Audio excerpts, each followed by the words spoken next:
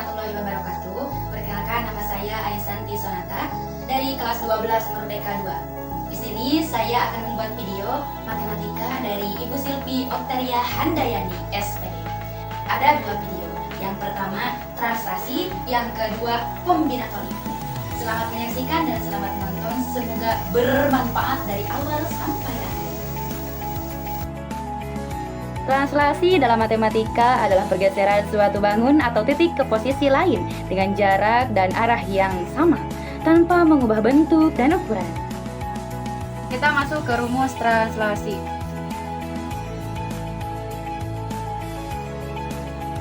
Titik A atau X, Y yang ditranslasi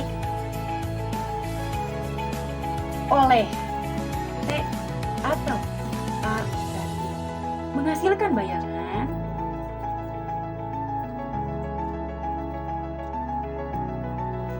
A aksen atau X aksen dan Y aksen.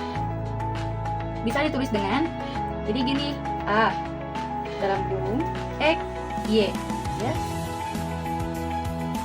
T-nya itu A per B.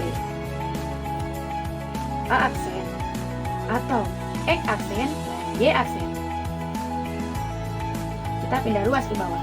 X aksen dan Y aksen sama dengan A, B ditambah X dan Y dalam kurung. Jadi ini adalah rumus dari translasi. Nah, kita masuk ke contoh. A atau negatif 2 dan positif 5. T1 negatif 1 dan negatif 3. T2 nya positif 0 dan 5. Kita pindah ruas. A itu negatif 2, positif 5. Kita cari yang T1 dulu, negatif 1 dan negatif 3. A aksen, Y aksen dan X aksen. Kita pindah ruaskan menjadi X aksen dan Y aksen. Kita ambil yang T1 dulu, negatif 1 dan negatif 3 ditambah negatif 2 dan positif 5 sama dengan negatif 3 dan positif 2. Jadi bayangan A adalah A aksen, yaitu negatif 3 dan positif 2.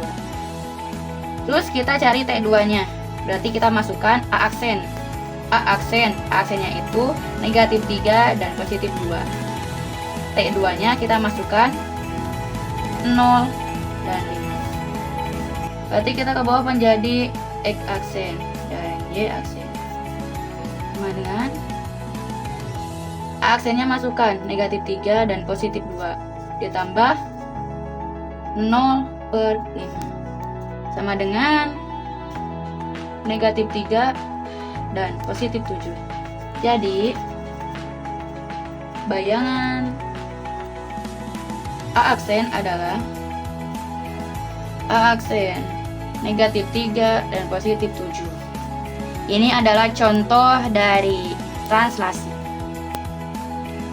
Kombinatorik matematika adalah cabang matematika yang mempelajari cara menghitung, menyusun, dan menganalisis kemungkinan-kemungkinan dari suatu kejadian atau susunan tertentu. Kita masuk ke rumus kombinatorik.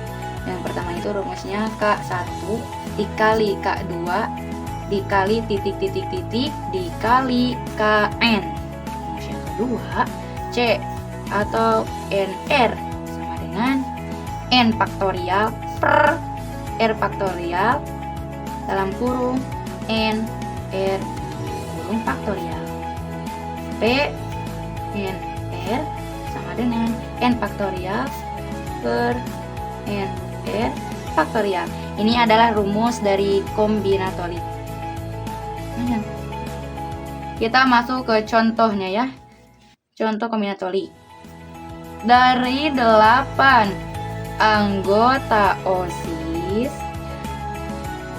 akan dipilih 4 orang sebagai tim pengurus. Untuk menduduki